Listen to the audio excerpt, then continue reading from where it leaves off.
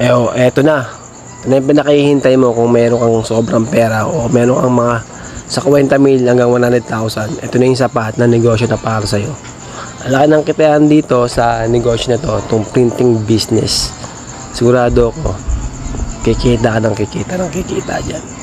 Sigurado ako, ang monthly mo dyan is 50,000 pataas. Depende na lang sa ano mo, sa proseso mo. O paano yung proseso. Kung paano ka makakabenta, kung paano ka magbebenta, kung paano ka kukuha ng customer, kung paano mo presyohan yung negosyo na yan. So, negosyo na yan. At kung paano ka, ang pinaka-importante, makikilala dyan. Kasi pag nakilala ka dyan, sigurado ako, ito na yung negosyo na yun. So, yung inipong mong pera na 50,000 to 100,000, sigurado ko, papatok na yan. Diyan ka nakikita. Siyempre, hindi naman nagtatapos sa ganyan na negosyo. Hindi lang nagtatapos dyan. Siyempre, yung negosyo na to, hindi palaging may kita. Okay? Hindi siya palaging araw-araw may kita. Alam bakit? Kasi darating yung panahon na tag-ulan, darating yung panahon na sigurado ako na walang benta yan. Darating yung panahon na yon. So, gagawa mo ng paraan yon. So, yung paraan na yon, which is, syempre, wala kang benta. Papasok ka sa panibagong source. No, ng source mo, bagong source, bagong negosyo. Anong bagong negosyo? Sample, kung ikaw, nagpiprinting business ka, katulad nito, dapat ang gawin mo, yung mga pyesa. Paano mga pyesa? Yung parts niyang printing o kaya yung mga film ng ginagamit sa printer. So, yun gagamitin mo na ibibenta mo. Katulad ng ink. Yan.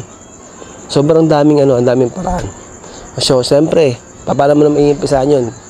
Siyempre, yung yung ginagamit mo, yun din yung ibibenta mo. Okay? So, siya? Tawag dito,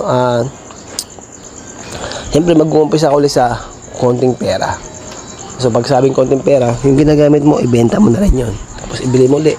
Ibenta mo na. Hanggang sa kausapin mo na yung mismong owner ng nagbebenta ng ink na baka pwedeng kumuha na ako sa inyo na mas mura, may bawas. Siyempre, marami na akong kukunin. So, yun, panibagong negosyo naman, panibagong pagkakakitaan naman yun. So, dalawa na yung business mo.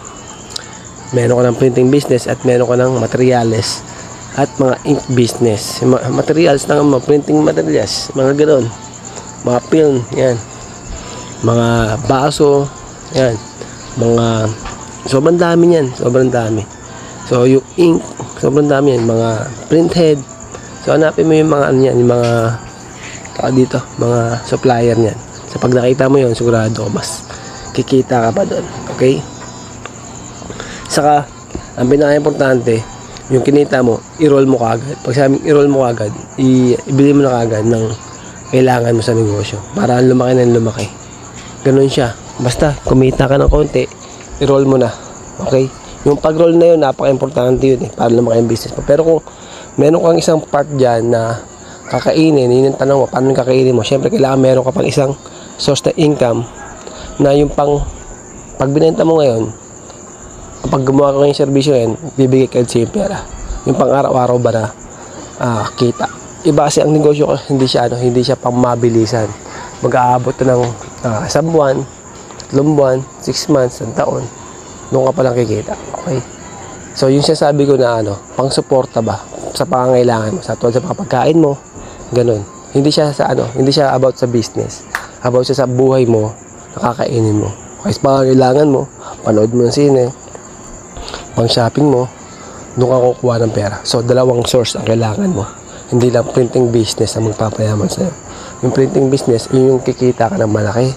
At yung source ng income mo, na araw-araw mong kinikita, 100 sa isang araw, para may pagkain ka, 200, 300. So, ganun.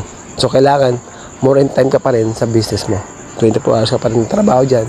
At sa time, siyempre sa pagkain mo sa araw-araw, yung pera mo, kasi iba-ibang negosyo. Hindi siya araw-araw may benta. Kailangan meron ka pinagkakitaan na sa loob ng isang araw, oras o ilang buwan. Okay? Thank you.